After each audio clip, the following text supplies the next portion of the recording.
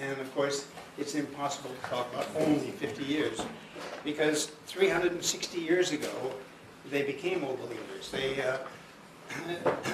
refused the reforms that the Russian government, the church reforms that they made, and by doing so, they became subjected to a great deal of persecution.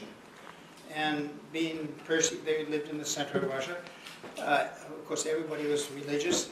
Some of them didn't want the old rite. They didn't want the new rite. They wanted to stay with the old rite. And therefore, they escaped. They fled out of central Russia into the remote parts of Russia.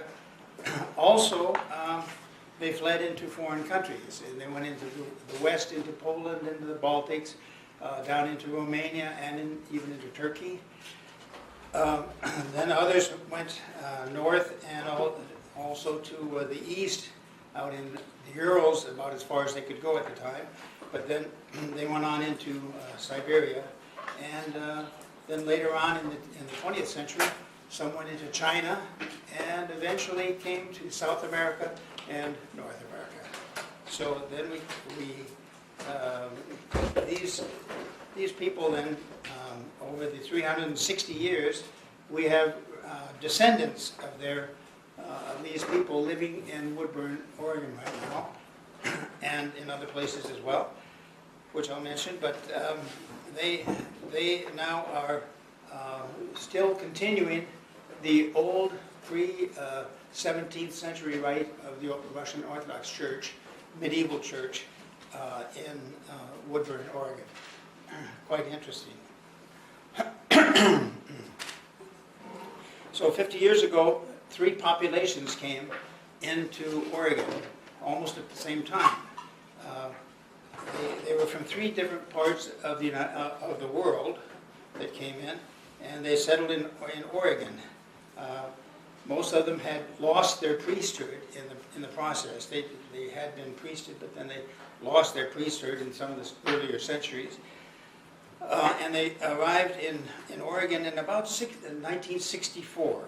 That's not too long ago, yeah. 2 groups came from China, as many of you know.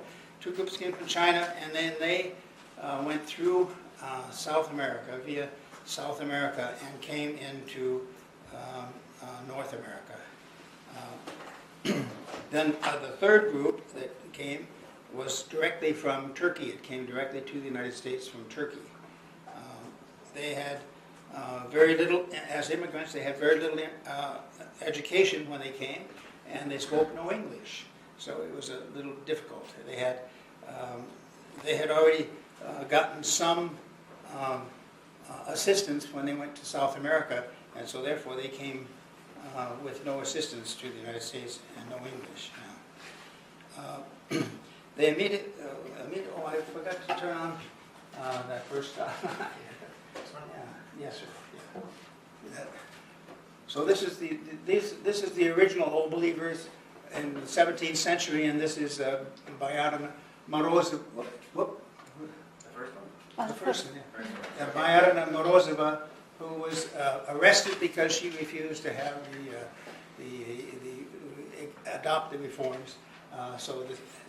But anyway, the second one now, we can say that when they came here, they had no English and no education, what have you. They went as families out into the fields to start working the second day they were here in order to pay back the aircraft the aircraft tickets from South America. The entire families were going out into the berry fields, and they're out in the berry fields to this day. Yes, and they do work very well. Let's see. I'm going back and forth here. So then they immediately started working in the fields and what have you, through hard work. Old Believers are extremely hard-working people once they get in the United States. They worked extremely hard and were very quickly they became self-sufficient, and they started buying homes and buying other property, and many of them preferred to buy the farms, because we have neighbors now, not neighbors but friends there, that raise their own beef, they raise their own vegetables, they don't buy anything from the markets or whatsoever because it has to be ritually clean. So they also built 5 prayer halls, and that would be the next slide. There it is. That is the Turkish one, the Turkish prayer hall, which was built, one of the early 5 prayer halls that was built. A prayer hall is just a place to worship. It has no altar, it has no relics or anything. It doesn't have, and they elect a pastor in order to conduct their services. They worshipped on Sundays, and they also have 44 days of holidays during the year. So that they spend a considerable amount of time in church.